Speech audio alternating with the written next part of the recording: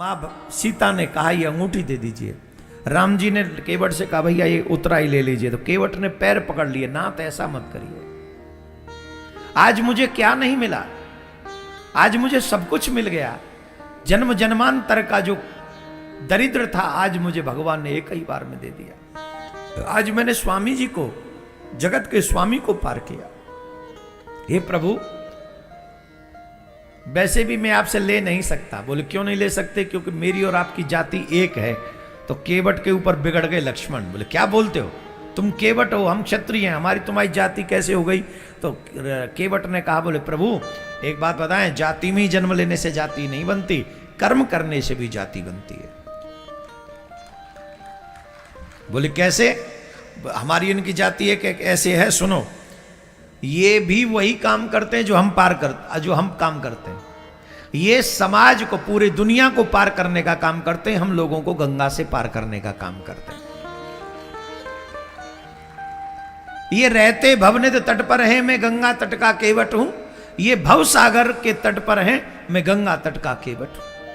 अब आप ही बताइए, मजदार कभी मल्लाह कहीं मल्लाहों से मल्लाही लेता है भैया? मजदूर कभी मजदूरों को मजदूरी देता है भैया? आप लोग कभी चले जाइए वो सैलून की दुकान पे, दो लोग सैलून का काम करते हो तो बोले तू मेरी बना दे मैं तेरी बना दूं, बात खत्म, काय का पैसा। और आजकल वो स्टाफ होता है, बस कोई चलाता हो, ट्रक कोई चलाता हो, सड़क पे खड़ा है, बोले बैठो बैठो बैठो बैठो, बोले क्या है? बोले स्टाफ है, वो नहीं देता उसको। घर बनाने वाला कभी दूसरे का घर बना देता, वो उसका घर बना, कोई नहीं देता। तो बताइए, मजदूर कभी मजदूरों को मजदूरी देता है भैया? मल्लाह कभी मल्लाहों को मल्लाही देता है भैया? भगवान बोले आज तो केवट तुमने हमें अपना ऋणी बना लिया। तो भगवान के चरण पकड़ के केवट कहते नहीं, रघुवंश शिरोमणि राम को कोई ऋणी नहीं बना सकता। मैं आपके चरण छूकर कहता हूं मेरा कोई ऋण आप पर नहीं। पर अगर आपको लगता है कि आप मेरे ऋणी हो तो मेरे ऊपर ये उपकार कर दो। कोई हमारे साथ उपकार करे तो उसके बदले में उपकार कर दो, बात बराबर हो जाती है। बोले क्या? अपने को ऋणी समझते हो तो मेरा ऋण वहीं चुका देना। अपने को ऋणी समझते हो तो मेरा ऋण वहीं चुका देना। मैंने तुमको पार किया तो मुझको पार लगा देना।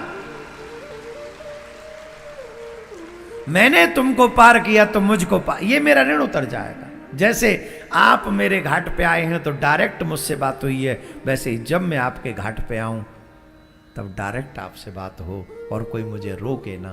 बस यही मेरा उपकार मेरे ऊपर कर दीजिएगा। राम जी समझ गए, तुम धन्य हो केवट, तुम धन्य हो। राम जी ने अपने हृदय से लगा लिया, अपने कंठ से लगा। केवट कहने लगे सरकार आप मेरे ऊपर कृपा करना। बोले क्या? कि अभी तो मैं आपको वन भेज रहा हूं, लेकिन जब वन से अवधि व्यतीत करके आप वापस आए तो आप इसी घाट से निकलना। क्यों? बोले मैं अब इस नाव को पलट दूंगा, अब इस नाव में किसी को बैठा लूंगा नहीं। क्यों नहीं बैठा लोगे? बोले जिस नाव में मैंने आपको बैठा दिया है उस नाव में अब और किसी को नहीं बैठा, किसी को भी। आप जब वापस आओगे तभी ये नाव चलेगी। और केवट वहीं पट्टी बांध कर बैठ गए, आंखों पे पट्टी बांध ली और राम राम भजन करने लगे। आप सच मानिए भगवान श्री राम का स्मरण किए बगैर प्रेम क्या होता है केवट सिखाता है। हम और आप जब भी जाते हैं भगवान से मांगने के लिए जाते हैं, पर कभी भगवान के बनने के लिए नहीं जाते, कभी भी नहीं। हमें भगवान का बनने का प्रयास करना चाहिए। सिर्फ लेना ही सब कुछ नहीं होता। अब बताइए देने वाले कौन है? राम जी।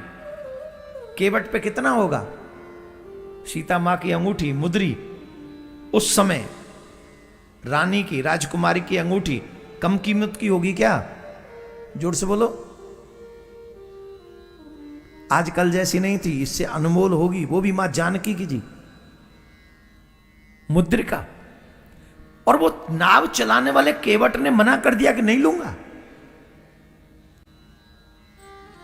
सिर्फ पाना ही श्रेष्ठता नहीं है, त्याग करना ही श्रेष्ठता है। आज भी रामायण में केवट छाए हुए हैं, छपे हुए हैं, गाए जा रहे हैं। क्यों?